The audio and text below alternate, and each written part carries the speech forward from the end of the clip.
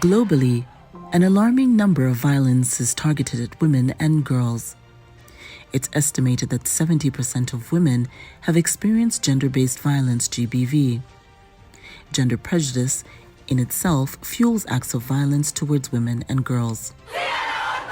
Following these trends, the 16 Days of Activism Against Gender-Based Violence, an annual international campaign, was formed. The campaign begins on the 25th of November, the International Day for the Elimination of Violence Against Women, and runs until 10th December, Human Rights Day. The African Union Transition Mission in Somalia, ATMIS, public engagement on the elimination of violence against women, aligns with this global initiative. A key component of the African Union's engagement in the armed conflict in Somalia is the protection of civilians, including women and girls, from violence. The UN Security Council, in its resolution 2628 of 2022, requests ATMIS to support the implementation of the Joint Communiqué and National Action Plan to prevent and respond the sexual violence in conflict. The UN Security Council resolution also reaffirms the importance of a zero-tolerance policy on sexual exploitation and abuse, while stressing the need to prevent such exploitation and abuse. Every year, the Unite campaign focuses on a specific theme. This year's theme is Unite, Activism to End Violence Against Women and Girls. In support of this, ATMIS launched a campaign to coincide with Unite by 2030 to end violence against women, which runs parallel to the 16 Days of Activism. The call to action is an invitation to the public and various stakeholders to play their role in ending violence against women and girls.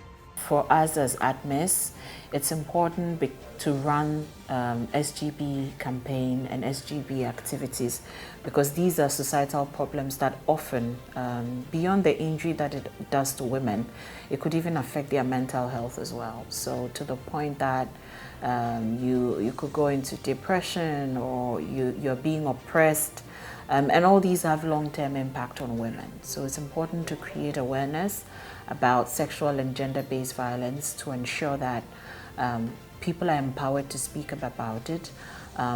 Also for community and everybody else to be aware that these things exist, and therefore it's important for all of us to be able to do something about it.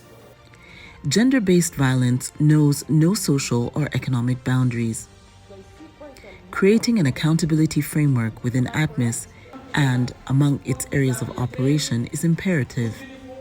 Our main collaborators are the Protection, Human Rights and Gender Cluster, and they work with several stakeholders. They work with government, they work with NGOs, they work with public information team, they work with local administrators, they work with community and opinion leaders, they work with women themselves, they also work with government officials, and essentially all these actors have a role to play in creating awareness, and also sometimes in certain cases be able to prosecute when it becomes necessary, when violence has been perpetrated against women or girls. ATMIS, through the Protection Human Rights PHRG cluster, works with security forces, including the National Army and the Somali Police Force, and community groups. The PHRG teams offer support through awareness and advocacy within communities. ATMIS also trains peacekeeping troops to comply with international law standards in conduct. Gloria Jassé is the ATMIS Protection Officer, Women and Child Protection, and Acting Human Rights Officer. She engages firsthand with local leaders and communities and troop populations across Somalia in reinforcing advocacy training and awareness and CRSV. We have done a number of activities to make sure that we tackle gender-based violence, GBV, and conflict-related sexual violence, CRSV. The activities include advocacy, they include monitoring and reporting, They include capacity building, and they also include awareness raising. So in line with capacity building activities, we have different programs. We have pre-deployment trainings where we target our troops, and we also target our police before they are deployed to the mission. This is in line with the African Union compliance and accountability framework, so that when they come to the mission, they are aware of what is expected of them in terms of the protection of civilians, including protection from gender-based violence and protection from conflict-related sexual violence. They should act as role models. Violence against women often goes unreported, silenced by stigma, shame, and fear of retaliation by the perpetrators, and fear of a justice system that does not usually work for women. ATMIS has laid a foundation in collaboration with Somali Police Forces (SPF) in establishing a report-back mechanism through women and child protection desks across Somalia police stations, assisting survivors to report cases of SGBV and CRSV, leading to the arrest and prosecution of the perpetrators. ATMIS has three components. There's the military component, there's the police component, as well as the civilian component. So in the area of reporting these violences, like if there's any occurrence on violences, if it is in the military, we report first to the conduct discipline officer, who further takes it up.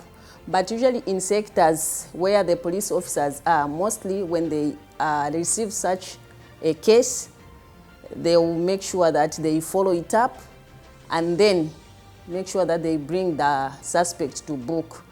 After making an assessment on the victim, depending on what is needed on the victim, is it psychological support or is it medical support, they are referred accordingly to relevant authorities.